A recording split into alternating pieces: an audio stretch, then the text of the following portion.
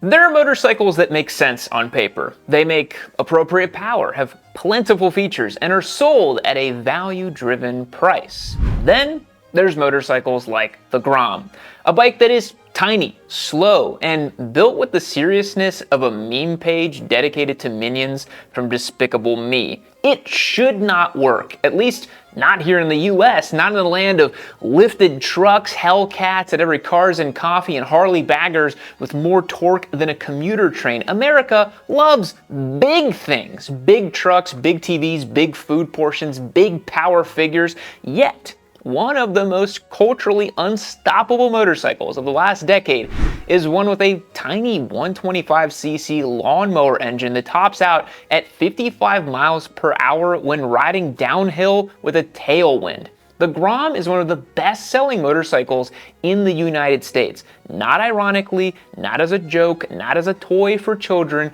People love these bikes to the point of a deep, almost religious fanaticism. So today we're gonna ask the question, why does the Grom work in America? Why in a country obsessed with excess and hubris does this goofy little motorcycle become a cultural juggernaut? Let's get into it. The Honda Grom launched globally in 2013, followed by an American release for the 2014 model year. That was right around the time I was gonna go buy my first motorcycle, and I remember the Grom fever taking over. Honda didn't pitch it as a toy or a kid's bike or some ironic hipster fashion statement. They presented it as a real motorcycle that just happened to be pocket-sized. It had a fuel-injected engine, a 4-speed gearbox, an inverted fork, and disc brakes. It wasn't some dumpy little Coleman mini bike with a rigid steel frame and wheelbarrow tires. It was a mini bike with all the trappings of a full-size machine, just in a pint-sized package. And I think part of the success of the Grom is that Honda didn't market it to one specific demographic. They let the public decide what the Grom was supposed to be. It could be a little urban commuter, a toy for the kart track, a stunt bike, or anything in between. It could basically appeal to anybody, and after its launch, it was essentially an instant success. The first batch of bikes that hit the US sold out almost immediately. Honda expected it to land softly, but instead, full-grown adult men began lining up at dealerships to check out this tiny bike that made them look like circus bears. The Grom didn't just sell, it spread like a virus. Since its launch, there have been over 75,000 Groms sold in America alone, with global numbers being way higher. And that's just official sales of brand new models. That's not counting the endless transactions happening between private sellers every single weekend. But the numbers alone don't explain the phenomenon. The real secret to the Grom's superpower is honestly pretty simple. It's just pure distilled riding fun. It's not about high power, high speeds, and it doesn't require a massive skill set or an engorged bank account to acquire. Riding a Grom is the fastest way for a motorcyclist to experience an ego death. Ask me how I know. Ouch. Grown-ass man on the mini bike. I'd say it's second only to being passed on track by a teenager on the outside who's using a Ninja 400. You could hand the keys of a Honda Grom to a 14-year-old, a club racer, or somebody's grandma, and they're all going to experience that same unadulterated joy. It's one of the most fun motorcycles on the planet, sub 50 miles per hour. You don't need to be going past the speed limit to feel what a Grom is all about. You can wring its neck without risking anything. Even a 400cc bike poses some degree of risk when riding aggressively. A Grom makes less than 10 horsepower, so even riding this bike at its limits poses, let's say, not a real threat. It's playful, but it's damn near idiot-proof. It's used as an MSF training tool for a reason. It has all the components of a real bike, but with that pint-sized approachability. And it's also a great training tool for stunt riding. That was actually the catalyst of me purchasing my Grom to have a cheap, low-risk bike to learn real wheelies with. And it's been a year, and I still can't do real wheelies. I gotta go practice some more. The appeal of the Grom is pretty clear, but it's still ironic the way that experience has resonated with American buyers more than almost anywhere else. The Grom is a best-selling bike in every single year. A mini bike is outselling Harleys, flagship ADV bikes, and even sport bikes in a country that invented the phrase, "there's no replacement for displacement." Which begs the question, why? All right, when you look at American vehicle culture, the Grom makes no sense. People here will commute in stop-and-go traffic in 500 horsepower muscle cars. In many parts of the country, the speed limit well exceeds the Grom's top speed. In American motorcycling, a 650 is a small bike. It's an entry-level bike. So why does the Grom thrive here? Well, because something else America is known for, other than big vehicles, is counterculture. For every 100 people who eagerly follow the status quo, there's at least one who feels a distinct desire to reject it. The Grom is a product of motorcycling counterculture. A counterculture to a counterculture, if that makes sense, even though motorcycling now is pretty mainstream and being a Harley pirate might as well just be an accessory to being a dentist. Motorcycling in the States was always about rebellion and carried an aura of risk and extremity, whether that be big loud Harleys or super fast sport bikes.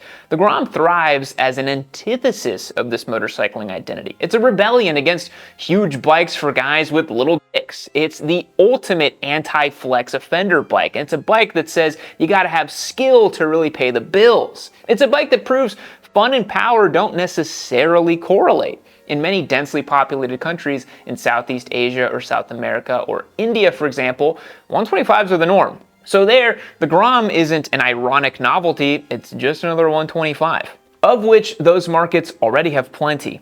In the States, the Grom's existence stands out as an ironic juxtaposition to everything else. The same country that birthed the V8-powered Boss Hoss is buying 125 mini bikes by the truckload. The irony is palpable. Let me fill you guys in on a secret weapon we've been using behind the scenes lately, the DJI Osmo 360. If you've ever looked at a motovlog and thought, how the hell did they get this shot? Chances are it was probably this thing. This camera basically turns every ride into a movie without you doing any extra work. The Osmo 360 isn't just any old camera on a stick. This is an 8K hyper-stabilized, trustworthy little sidekick that captures everything around you at once like magic. Think of it like having a helmet cam, a tail cam, and a chase car all filming at the same time, except it weighs less than a protein bar.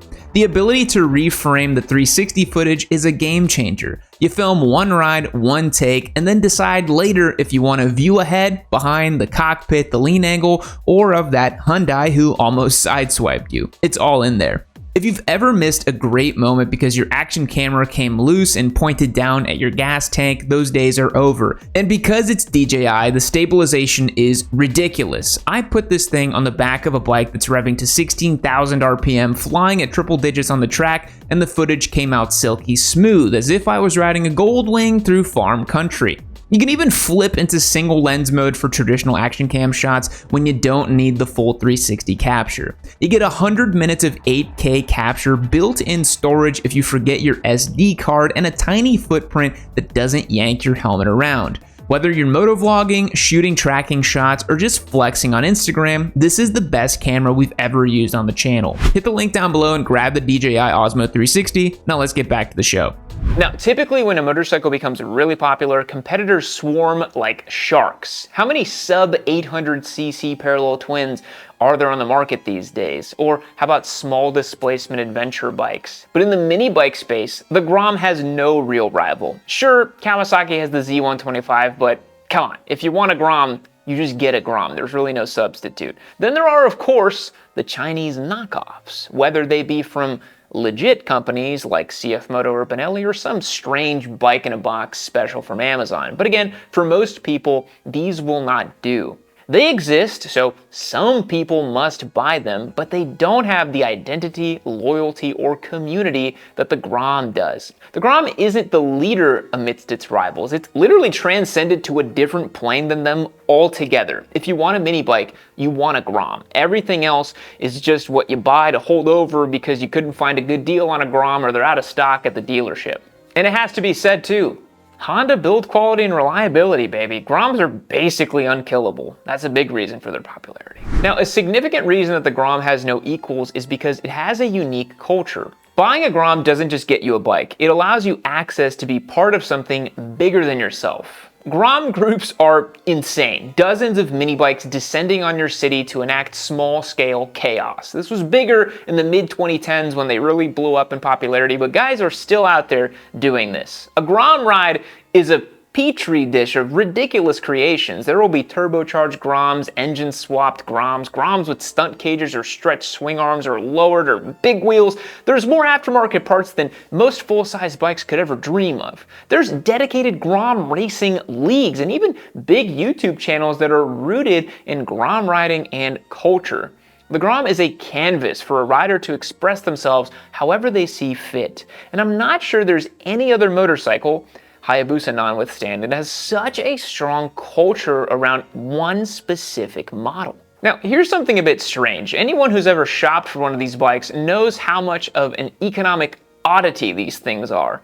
Groms don't depreciate, at least not like normal motorcycles, not even close. A used 3-year-old Grom will be listed for like $500 less than MSRP. If it's within one model year, they're sometimes listed for MSRP or more, and people pay it. These bikes also seem to be one of the only motorcycles where mods or customizations warrant higher asking prices. If you were to engine swap any motorcycle, it essentially becomes useless and worthless, just like some decrepit project bike that only another mechanical masochist would want to deal with. But alternatively, if you're selling an engine swapped Grom, you're sitting on a gold mine. Grom buyers seem to be the only riders who will pay more for mods or who even still buy a highly modified bike for a normal asking price. It's really strange, actually. When it comes to new models, dealers will never discount them. Out the door, you could be spending nearly $4,500 or $5,000 for a brand new mini bike, which is pretty wild, but that's just supply and demand, and the demand never dies, apparently. The final piece of this mini bike puzzle comes from Honda itself, because the Grom was not an accident. It was practically destiny. Honda has been the world leader in mini bike culture for 60 years. The Super Cub is the best-selling motor vehicle in the world. I said that correctly, not motorcycle, motor vehicle. Then there was the Trail series that increased the functional utility of the Super Cub, and then the Honda Monkey and the Honda Navi and now the Dax, and well, mini bikes are just part of Honda's DNA as much as the Fireblade or Africa Twin are.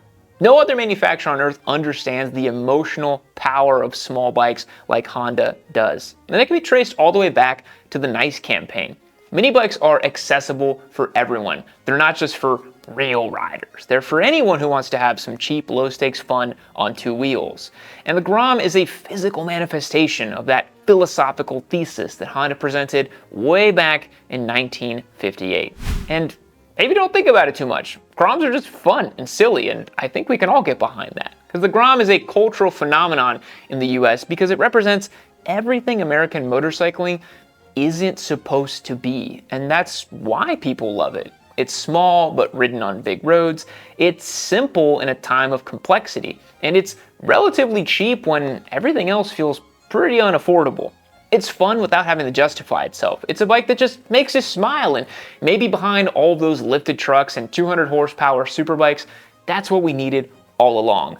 I love the Grom, I think it's an awesome bike, and I really enjoy mine. Thanks for watching all the way to the end of the video. I truly do appreciate it. If you're a Grom guy, sound off in the comments down below. I'll catch you in the next one. See you later.